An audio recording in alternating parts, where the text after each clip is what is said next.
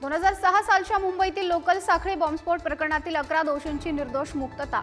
हायकोर्टाच्या निर्णयाने पोलिसांना मोठा झटका। 209 लोकांचा झाला होता मृत्यू। मुंबई लोकल साखळी बॉम्बस्फोट प्रकरणाच्या हायकोर्टाच्या निकालाविरोधात राज्य सरकार सुप्रीम कोर्टात जाणार। 12 आरोपींच्या निर्दोष मुक्ततेला आव्हान। आधीची शिक्षा कायम ठेवण्याची करणार मागणी। हनी ट्रॅपमुळे शिवसेनेच्या 4 खासदारांसह आमदार फुटले आणि भाजपसोबत गेले। संजय राऊतांचा नवा जाहीर करत आरोप। तर सरकारमधील 4 मंत्रीही हनी ट्रॅपमध्ये राऊतांचा दावा। नाशिकमधील हनी ट्रॅप आणि बलात्कार प्रकरणी जळगावच्या प्रफुल्ल लोढाला अटक। मुंबई पोलिसांची कारवाई। तर संजय राऊतांकडून प्रफुल्ल लोढा आणि गिरीश महाजनांचा फोटो शेअर करत गंभीर आरोप। लातूरमध्ये अजितदादांच्या कार्यकर्त्यांकडून छावाच्या विजय घाटगेंना मारहाण। कृषी मंत्र्यांबाबत निवेदन देताना तटकरेंच्या अंगावर पत्ते फेकल्यानं राडा।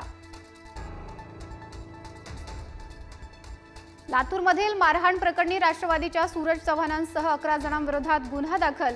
लातूरच्या विवेकानंद चौक पोलीस ठाण्यात गुन्हा दाखल। तर मारहाणीवरून सूरज चव्हाणांकडून दिलगिरी व्यक्त।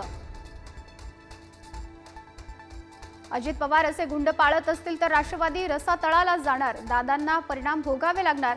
छावा संघटनेचा इशारा। तर मारहाण झालेल्या घाटगेंची मनोज जरांगेंसह बच्चू कडूंकडून विचारपूस।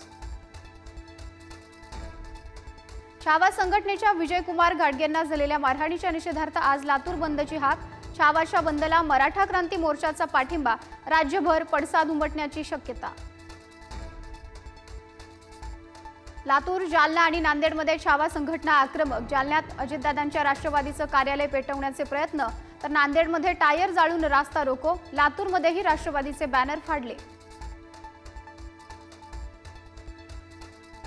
सभागृहात रम्मी खेळणाऱ्या कृषी मंत्री माणिकराव कोकाटेंचा राजीनामा घ्या। सत्ताधारी भाजपचे आमदार आशिष देशमुखांची मागणी।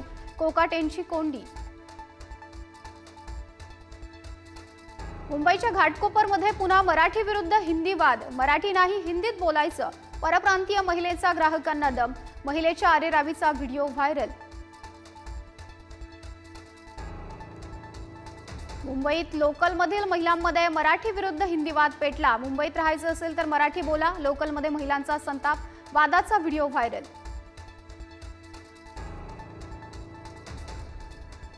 एकनाथ शिंदे आणि गणेश नाईकांमधील संघर्ष शिगेला। कल्याण ग्रामीणमधील 14 गावांच्या नवी मुंबई महापालिकेतील समावेशासाठीचा निधी शिंदेंनी दिलाच नाही। नाईकांचा आरोप।